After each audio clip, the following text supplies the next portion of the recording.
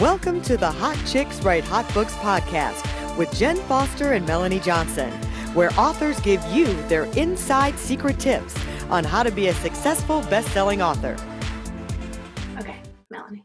Hey, welcome to another great podcast with Melanie Johnson and Jen Foster. We're so happy to have you here. We have a super exciting guest today. He is one of our mentors. We have hung around him. We have listened to him. We just beg at his feet for his guidance because we just think he's so awesome. And you are just going to get incredible information for your business, for your personal, everything. He's a best time selling author 4 times over. So make sure you watch this entire broadcast. He's going to give you something special at the end. But first, make sure that you subscribe to us. If you're not already subscribed, please leave us a comment. We'll do something special for you if you leave a comment for the podcast. And we want you to buy our book. This is a great, if you're looking to start your story, we've got How to Write Your Life Story and Read a Legacy. We have it as a paperback, ebook, audiobook, and hardback book. So you can find all of them on Amazon. There are 50 plus questions in here to start your story, to write your legacy and make you an expert. And we would love to publish your story when it's done. So, all right, it's time. Our super special guest, Ed Rush, is here. He is so famous to us. I can't tell you. We put him way up high on a pedestal. And he's used to being up high because he was a fighter pilot. So he rocks. He's awesome. Ed, thanks for coming today. Melanie and Jen, thanks so much. I'm super glad to be on here. Thank you for the nice introduction. By the way, you guys should go get that book.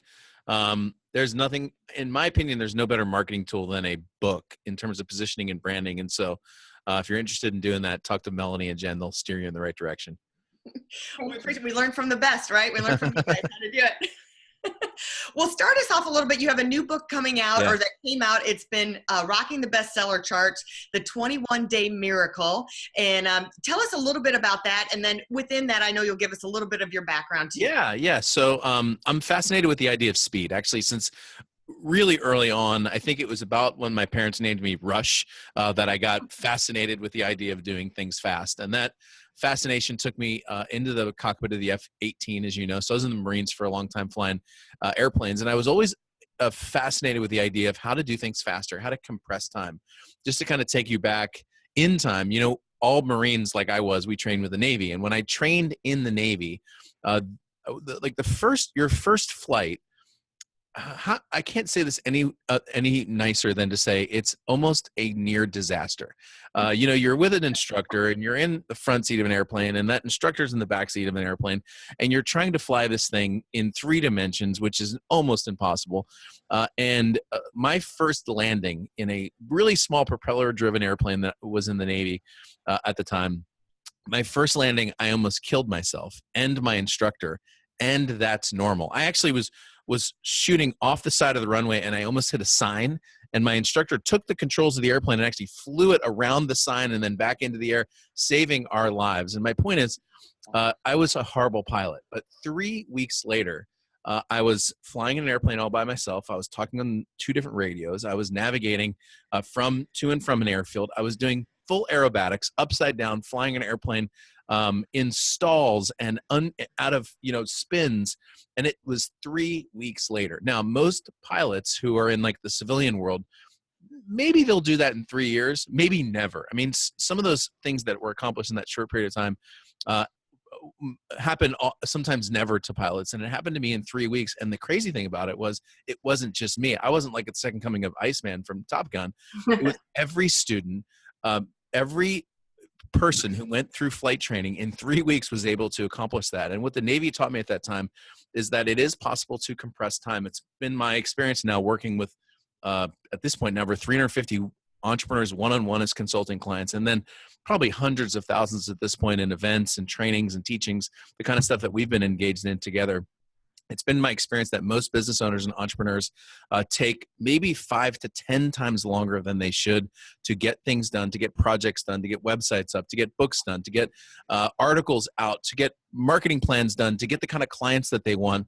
And if they only understood a couple of the secrets that I teach inside of that book that you mentioned, 21-Day Miracle, they'd compress time, they'd have more fun, they'd get more done, they'd impact more people and live really a better life.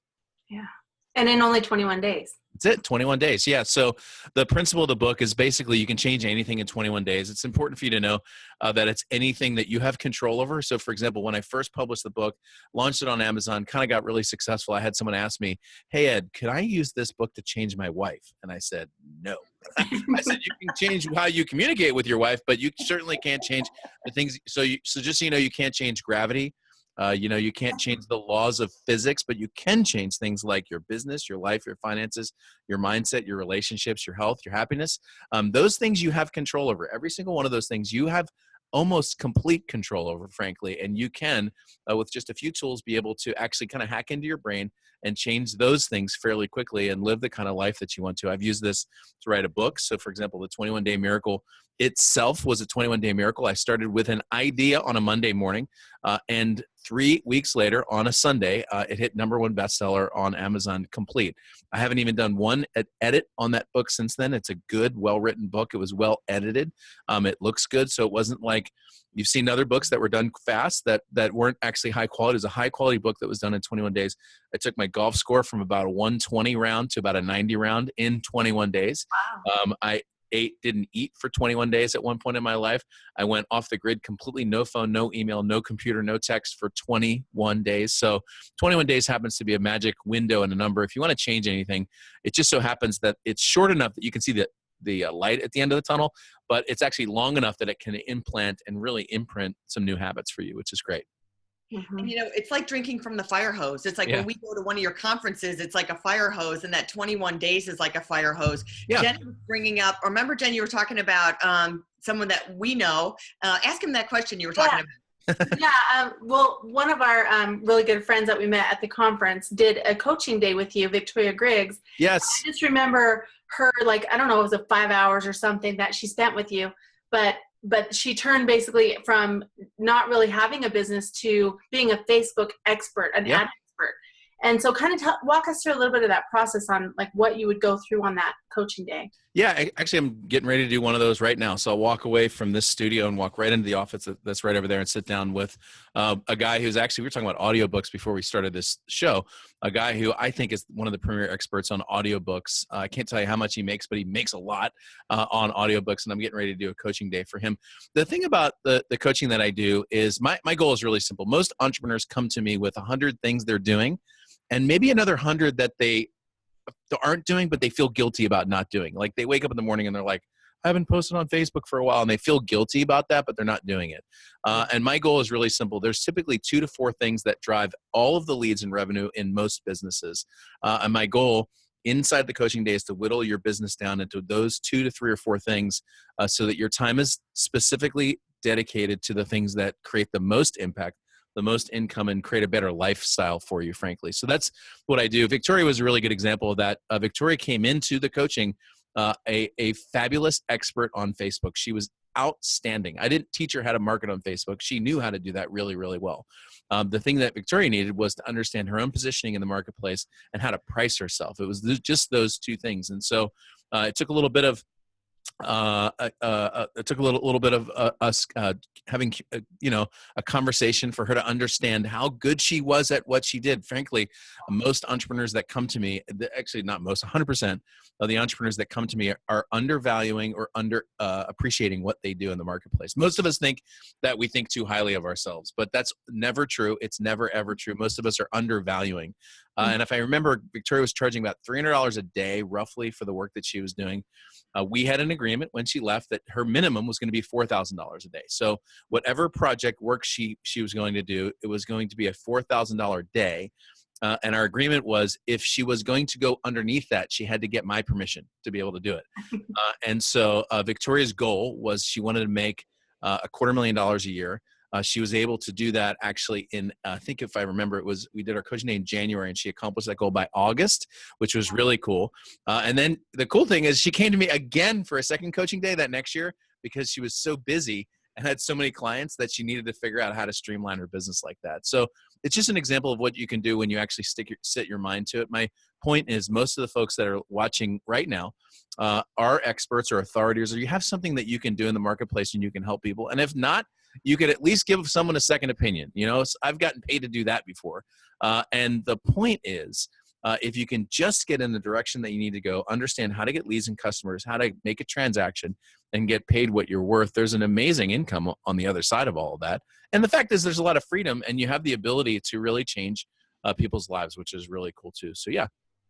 So now that you get the prices higher, so someone says, all right, my value is higher, I'm going to charge higher prices, but they've been dealing with clients at a lower price at $300 a day, totally different animal. So what's the advice to find those people that have more money, to find those leads? Yeah, I mean, the first thing is to go back to what I said before price, which is positioning. So the other day I was doing an event and I did a big event with Tony Robbins, and then it was a smaller event that was a fulfillment event for about 50 folks who bought a product that I was delivering. And in the product, someone said to me, Ed, what do you do to get past the gatekeeper? Like, if you're trying to get into influential people, what do you do to get past the gatekeeper? And I just said, I don't. And she was like, what are you talking about? And I was like, I don't talk to gatekeepers. I don't communicate to gatekeepers. And I looked at her and I said, let me give you an example. If I said to you, I can't remember, her name is Sarah. So I said, Sarah, if I said to you, hey, Sarah, I think I can help you in your business. Let's jump on the phone this week for a 30-minute call so that I can strategically show you the direction that I think you should go. I said, Sarah, would you then send me to your assistant so that your assistant can schedule me with you, or would you connect immediately with me because you're interested in having the call? And she laughed because she knew there was no way. She was going to probably give me her cell phone number, and we were going to connect directly because she viewed me as an authority or an expert. My point is the first key when it comes to pricing is positioning. Okay. So sometimes people will come to me, let's say you're a health coach or you help people with their personalities or their lifestyle or something like that. So, and they're, sometimes like life coach people are charging, I don't know, 25 bucks an hour, 30 bucks an hour. All the people who come to me and go, how do I change that with current clients? And I go, you don't. You get new ones who perceive you as an expert. The problem with current clients sometimes is they're used to the cheap prices that you've been charging. So positioning is the first thing. People need to view you as an authority. You've heard the term fake it till you make it, right? Well, that term is a lie. Okay. You've made it. You actually are good at what you do. This is the biggest thing that we don't understand sometimes as entrepreneurs. Remember, I told you we undersell and undervalue who we are and what we can do in the marketplace. And so your value in the world is way more, significantly higher than you think it is. It's not fake it till you make it. It's start acting like you should start acting. You're good at what you do. And I'm telling you, everybody, I speak on stages with like Magic Johnson, Tony Robbins, Pitbull. I'm talking about really influential, Sylvester Stallone, influential people in the world. Every single one of those folks has a story about how they were living in their car, and they were a nobody. They weren't born into royalty. They weren't born to be the Prince of England. They were living in their car, just like you, struggling with, as you're watching this, you could be struggling with your life or your family or your relationships or your finances, your marriage or whatever. They were just like you. Every single one of those folks, me too.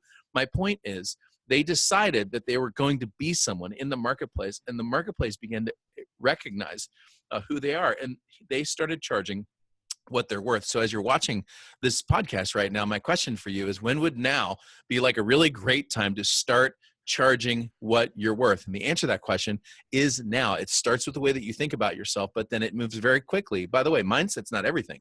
You think about yourself a certain way, but then you quickly move into the marketplace and you start marketing and positioning yourself in the marketplace in a way that gets people to come to you. And then from there, you start developing your client list, and then you start making deals. And by the way, we talked about books again when we started. There's no better way to position yourself in a marketplace than a book. So you can see, like, I don't know which camera's on right now, but behind Melanie, there's a whole bunch of books, and I'm assuming those are all yours, right? Or ones that you've done for your clients or whatever. Yeah, those are books, yeah. What's that? Yeah, and Jen's got some. So my point is, there's a whole bunch of great positioning and branding tools that will put you into the marketplace as an authority. You could do books. You could do a podcast like the one that we're on right now. You could do interviews with influential people, or you could do media interviews. You could speak. My opinion is there's nothing better than a book. Nothing. So that's the first step. And the idea that a book will take you 3 years and a cabin in the woods is wrong. You can do it in 3 weeks when you understand the 21-day miracle. All right, there you go. Love it. That's great advice. Great advice. So, you talked about having clients come to you and they have all this stuff. We're kind of whittling it down. I think there's so many people out there. It's like, well, I'm good at this. I'm good at that. I'm good at this. I've got this product. I've got that service. And do you put numbers to all of those or decide what they're best at? So how do they kind of narrow it down for themselves so they're not all over the place and scattered? Yeah. No, it's a great question. So ultimately, this is why you get help. So, I mean, again, I'm going to be meeting with this gentleman here in 40 minutes. And when we sit down, I already know, because I do a pre-call with everybody. I already know he has 5 ideas. And I know one of them is outstanding. One of them will not work. Another 3 are going to kind of just be okay. And so it's my job as his coach, as his advisor, to be able to dial him in on the thing that's going to be able to create the most income for him. And I'll tell you that by and large, the business owner is the worst one to determine what those things are. Like we're all this way. We're so in love with like our story or, with our background, or like, you helped one person, or you went to Thanksgiving and you told people about this thing that you were going to do. And everyone at Thanksgiving was like, that's amazing. You should do that. And you know what? That doesn't count. Their vote doesn't count. Here's what counts. Votes count when they come with a credit card or a check. Okay. So I mean, being a little mercenary about that, but the fact is when people pay you, that means you have a good idea. Okay. Right. And so there's 2 things. There really are 2 to answer your question. Number 1, you need good advice. You need to talk to people who can look at you in 100% certainty and tell you this is the way that you should go, because this will be successful for you. And the second thing, and this is really important, is your market is the one that votes. You're not the one that votes. Your advisor isn't even the one that votes, actually. Your market votes. And so when you put something into the marketplace, if it works, I got a great piece of advice for you, which is keep doing it. If it doesn't work, then what you do is you start adjusting your message for the market so that it connects with them in a certain way. But no marketing plan, no strategy is successful until the market actually votes yes. And when they vote yes, you have something that works. I love that, because so many times people will go through doing something that doesn't make them any money and they think, well, this was the best idea. I'm just going to keep doing it because that's what I'm doing. No, it's not making you any money. You should stop. No. Yeah, there's a phrase that I use from a friend of mine. His name's Perry Marshall, and the phrase goes like this: fail fast next. And I have had, I did this one day at an event. You may have been there. I went through all of my business failures. It's like 2 slides. I mean, I've got this one and this one and this one and this one and this one. This is a horrible idea. And this was a horrible idea. But some of my horrible ideas lasted, the average lasts someplace between 2 days and 2 weeks. Okay. I think the longest I've gone with a horrible idea was about 1.5 years, maybe at the most. And that was way too long, but I still made money, but it just wasn't what I wanted to make in that point. And I ended up with some good stuff out of it anyway. My point is, there's a phrase that I use when you come to my event, you'll see one of the signs that I have on the side of the event. It says that you don't owe any time in the future for mistakes that you've made in the past. So let me give you an example. I've got folks I know who have written 2/3 of a book. The book's never really going to connect with their marketplace. The message really isn't all that important. And sometimes they're just stories or memoirs or something that really doesn't support their business anyway. They've got 2/3 of that book done. They come in and do a coaching day with me and they're like, well, what about my book? And I'm like, I don't know. What do you want to do with your book? It's not going to help you in your business. And they're like, well, what should I do with it? And I go, look, here's the thing. I don't even think you need to finish the book, frankly. I think there is a book for you to write. It's not that one. Maybe you can take some of the articles out of the book and put on your website or something like that, but you don't need to finish the book. And then they look at me with their mouth open and their eyes open, and they're like I just, killed their pet cat or something like that. I mean, and I'm like, look, if you want to do it in the future, but you're going to spend 2 weeks finishing your book and it's not going to get you anything. Now, I understand that you just spent 6 months working on your book, but you don't know any time in the future for some mistake that you've made in the past. And a lot of times as entrepreneurs, we don't understand productivity does not mean you finish everything. There's been things that I've done where I get into it for an hour and I go, this is a waste of time. And then I don't finish it, because sometimes you don't finish things because you need to move on to something that's going to create income. And it's really those 3 things. I've already mentioned them once on the call, which is income, impact, lifestyle. I put those 3 things together when I'm making decisions about markets or projects or things that I'm going to do. And when I sit down, like for example, yesterday, I drove my new car up into the mountains and I actually worked at a library, which is really cool. They've got this little private room in this library up in the mountains.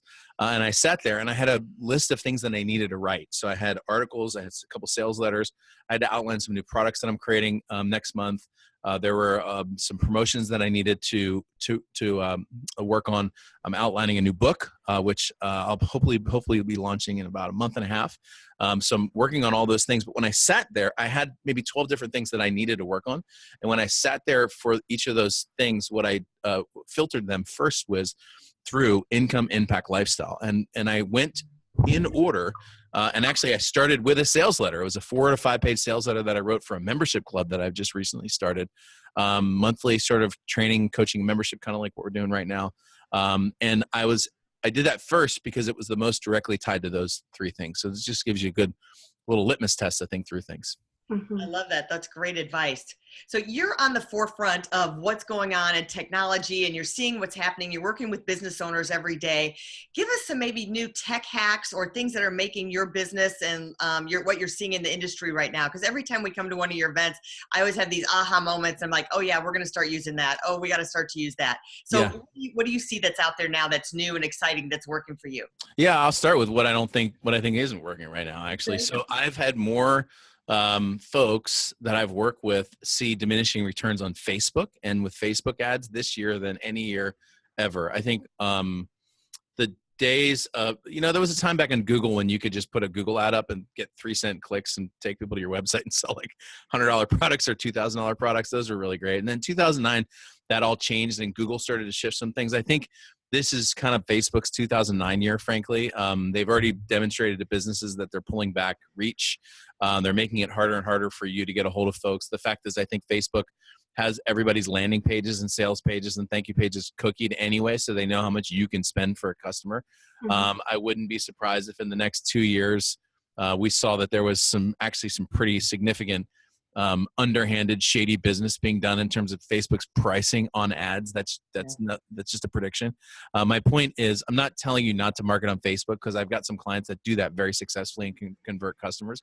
But what I'm telling you is, if you've been on Facebook and you've done it successfully, and this year was the year where you started to see those things diminish, welcome to the club, because just about everyone I know is seeing that. And by the way, that is one of the benefits that I have to seeing hundreds of businesses, actually, because I can see trends that happen throughout the businesses. So you didn't really ask what wasn't working, but I can tell you that I'm not thrilled with Facebook right now, which is fine. Move along, right? What about the Facebook Live? Do you feel like that's still good? Yeah, so Facebook Live, I think, is a good way to connect. I think Facebook is still showing that to more people than they are with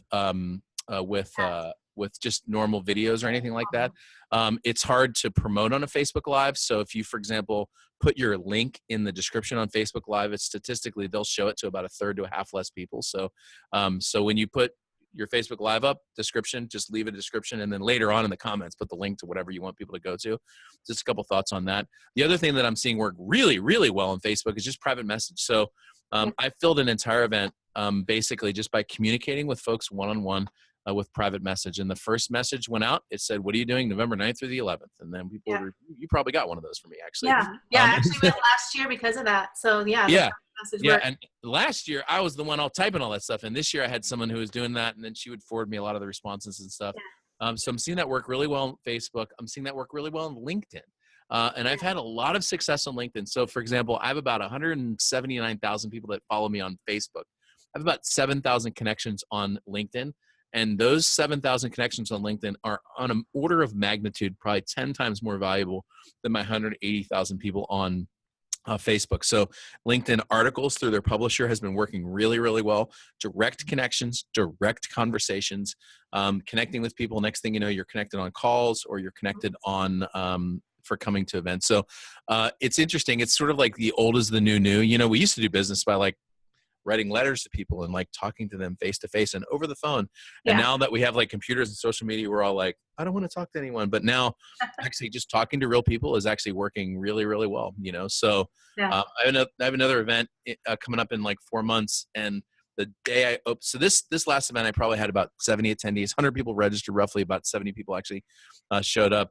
This time I opened up the web page, and within about 2 days, I had 35 people that immediately registered. And so that just shows the value of that important connection that you have. A bunch of people who were like, yeah, I couldn't make it last time. So connecting like that has been really successful. And then to kind of like wrap kind of the question back to what we were just talking about, the things that have always worked are still working. So books, I keep saying this, books work really, really well. Happens all the time. I hand someone a book on the airplane, and next thing you know, they're like, like my new best friend. Okay. Speaking works. Webcasts, webinars, teleseminars, all the means of speaking works. I could predict my monthly revenue based on the number of speaking events I get. So if you speak or you want to speak, and look, there's more meetings than there are speakers. So the old kind of standbys, one-on-one conversations, consulting, closing people into deals, that works. Do it. Just go do it, I love it. Yeah, It's like I new love it. school and old school together. You know, so the walking format is Yep. get a book, start to speak with it, do either a podcast, webinar, something video to layer into that, and then roll that into selling your product or service, whether it's coaching or something else. Exactly. One more question. So there's a lot of people who are speakers / coaches type people out there, and they're a lot of your clients. So, and then they start to think they have so many different, well, what do I do next? I've got this book, I'm an expert, but now I really don't know what to do next. So what's my next step? You know, Yeah, we hear from our authors all the time. if you've written a book, I think the easiest, most logical step is the one that I just mentioned, which is speaking. If you want to go speak someplace, like for example, when I was building, I built an entire business that marketed to attorneys, and we wanted to go speak at the Bar Association, which is where attorneys hang out. So I would call the Bar Association and I would be like, "Hi, my name's Ed Rush. I'm a former fighter pilot, and I've got this agency where we market for attorneys, and I was wondering if you wanted us to come in and speak." And when they answered the phone and I did that, they said they didn't say no, because nobody ever says no. It's like the biggest myth in sales. You know, in salespeople are like, the worst thing they can do is say no. No one ever says no. They don't ever say no. Here's what they do. They go, "Oh, that's interesting. You know, let's check. Oh, you know, we don't really have room on our schedule right now. I'll tell you what, why don't you get a hold of us in a few months and we'll see if we have spots." That's a no, by the way. They didn't want to work with me. And that's their nice way of, and I wish they would say no, actually, because if they just said no, then I wouldn't have to email them again 3 months later. But that's what they say. Now, I wrote a book. That book became a #1 bestseller in the law office marketing category on Amazon, which means that it probably had 4 sales in an hour, you know. And when we hit that book #1 bestseller, we changed the call. Here's how the call went. "Hi, my name's Ed Rush. I'm the #1 best-selling author of the book, How to Turn Clicks into Clients. We're on a book tour, and as part of our book tour, we're on a speaking tour. We were wondering if you wanted us to come in and speak." And we went from 0%, actually it wasn't 0. We had one bar association book us in 1 year. We went from 0% closing to 97% of the people that we actually got a hold of and talked to on the phone brought us in to speak at their bar association. That next year, we had 48 talks, almost one every week at bar associations. And the only reason was because of a book. They didn't even read the book. We didn't even send them the book. They just heard that we had a book. The point is, the bar association did their vetting because they thought Amazon had done their vetting. Right. And so my suggestion is, if you have a book, go find, draw a 30-mile radius around where you live, and go online and find meetup groups, marketing and networking groups, BNI, which is called Business Networking International. Go find the Chamber of Commerce and the Rotary Club and start sending books to people. And then call them 2 days after you send the book. Call them up and say, "Hey, my name is Ed Rush." You know, you put your real name in there. "I'm the #1 best-selling author of the book blank. I'm on a book tour. As a part of my book tour, I'm on a speaking tour, and I was wondering if you wanted me to come in and to speak to your event." Just go back to this video and and do what I just said and write it down and do it. You'll be amazed at how well it works. And when you speak, what happens is you stand up in front of people, and look, you know, you might not even think you're an expert or an authority, but the moment you stand up in front of folks and you start talking about your topic, man, they think you are amazing. I don't care if you don't like speaking, if you've never done it before, doesn't matter. The point is, get up there and do it. You may be amazed at how the client flow begins to come directly to you. And remember that price thing, that price challenge about position, that goes away too. People are willing to work with you. They make decisions faster. They value your time. They pay you more. Win-win. Yeah. Win-win. I love that. It's perfect script. Just rewind the video and write that down. That's perfect advice for any author. Got that right. And if you're not where that came from, girl. Love it. Perfect. Okay, we're down to our last few minutes. Well, first I'll tell you a quick story. We had an author, we made her #1 in 7 categories and international, and she had to go to this big event, and it was like she was still in shock, couldn't believe it. And I said, well, when you go to this event, remember, you got to walk in there like you're a best-selling author. What does a best-selling author look like? How is she going to walk? How is she going to stand? How is she going to talk? She goes, oh my gosh, I didn't think about that. Like, I'm a different person now. You just gave me a big boost of confidence. I said, you're not the same person. Crumple that one up, throw it out the window. It's somebody new. Right, I think that's good. Next time I do an event, I think I'm going to bring a like a theme band behind me, you know? I love that. I don't know. Maybe not. I love it. But I like that. I like that analogy. Yeah. So what are your key tricks, strategies to make a no into a yes, or that the brush off, the not really the no, just come see me later? How do you turn that into a yes? Yeah, I mean, here's the thing. So if you're in that, there's always a reason.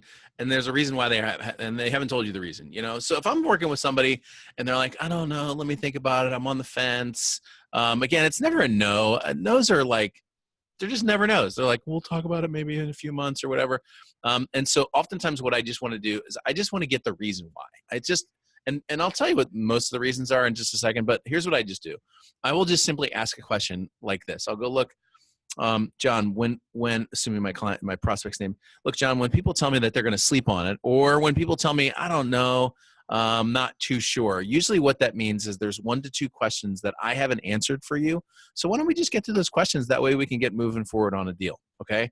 And at that point, there might be, well, I tried this before and I worked with a consultant and it wasn't successful, or something might come up.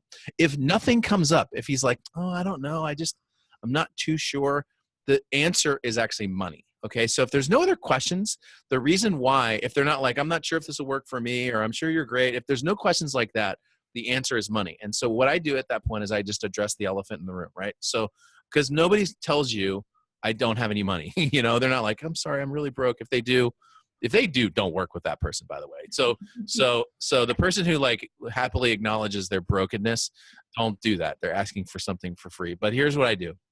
I just go, hey, John, listen, oftentimes when I get to the end of the deal, if we're both interested in it and excited, but it's not coming together, a lot of the reason for that is it's just money. Sometimes it's just liquidity. Like, for example, I have folks that have money other places, but they can't free it up.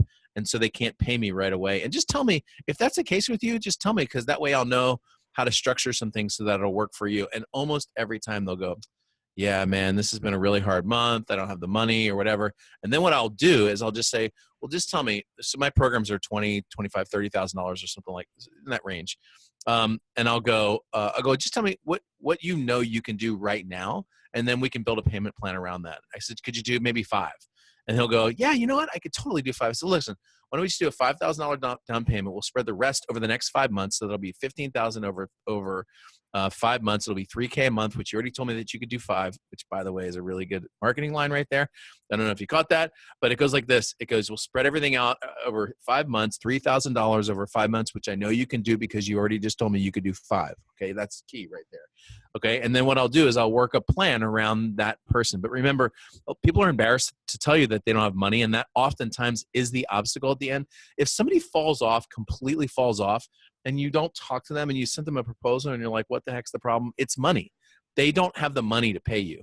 And you have a decision to make. You could either not work with them, which is actually sometimes the right decision, or you can work something out with them so that you can address the elephant in the room. So yeah, that's some marketing 401 right there for you. Because I love it. Stuff. So, well, tell us where people can find you. Where do you have a special offer for them? Or? Yes. So here you go. Just grab a pen and write this down. It's edrushbook.com. So it's literally the easiest website to remember.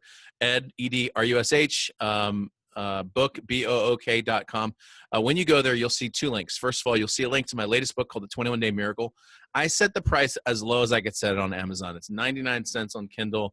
And I think the paperback is like $8. Shoot, the Audible book's like $4.20. Okay, so every version of this book is affordable. Okay, so that shouldn't be an excuse. But what I do when you invest in the book is I've created a totally separate membership site, which I know you all have been to. And this membership site is 100% free. It's password protected. You'll get an immediate login and instant access to it. When you get there, there are 3 videos. They're about 20 minutes long that will walk you through the process inside a 21 Day Miracle in a way different than the book. So you get to get a little bit of training. Some people like to read, some people like to watch, some people like to listen. Okay. So if you're watching this, you probably like watching and training in videos. Sorry about that. And so I've got that. Plus in the resource section, what I do inside of the book is I break down the 21 Day Miracle into 10 separate plans. And in the membership site are all the PDFs that you can just download. You can print them out and you can fill in the blanks on your own plan so that you can, create a 21 day mind mastery miracle, or a 21 day fitness miracle, or 21 day health miracle, or 21 day relationships miracle, or happiness miracle, or money miracle, or business miracle. Those are all available to you, but you can just download those. It's all free. It's totally for you. There's thousands of people who have taken me up on that, or inside of that membership area. So it's a lot of fun too. And then once you do that, once you go to the website and everything, you'll get you'll get everything else from me in terms of like, I'll probably invite you to come to my next event, which is going to be awesome. Any other book announcements that I might have will be great too. So edrushbook.com. Go there right now. Seriously, pull over on this. If you're driving, pull over on the side of the road. It'll be worth it. The 5 minutes for you to go to that website before you, or just write it down or give yourself a reminder to do that. But yeah, that's the website. So edrushbook.com. Yeah. Great. We'll put the link up at the bottom. All right, cool. And absolutely do that. We have learned so much from Ed. Like I said, he's been a huge impact in our business, big mentor to us. And we've gone from zero to doing super well. We've become the expert, everything that he said, because we followed the instructions, right? Follow your coach, follow your mentor. Do what he says, it works. So we can't thank you enough for stopping by, and definitely go to edrushbook.com. We highly, highly recommend it. And also leave comments here. He'd love to hear from you. We would love to hear from you as well. And if you're thinking of writing that book, like he says, the first step to be an expert and an authority in your marketplace is to get that book written. It'll get you leads. It'll get you business. It'll set you up in the marketplace to be the top, to charge more money. It's all about charging more money at the end of the day. And let people know that you're an expert. If you're the only one who knows you're an expert, don't keep it a secret anymore. Let everybody know. So subscribe to us. And also, we're going to pump our book one more time. Bam. The Life Story, Leave a Legacy, right there on Amazon. You can get it audiobook, hardback, paperback, and ebook. So thanks for coming, Ed. We will see you again, and sign up for his event to go to his event. It's awesome. See you next time. Talk to you soon. Today's episode is brought to you by Elite Online Publishing, the brand building publisher. They help you write, sell, and market your book online. Check them out at eliteonlinepublishing.com. Also by Book Writing Retreats. Spend 6 days at the beach and have your book written by the time you get home. Check out bookwritingretreats.com and find your way to the beach to write your book.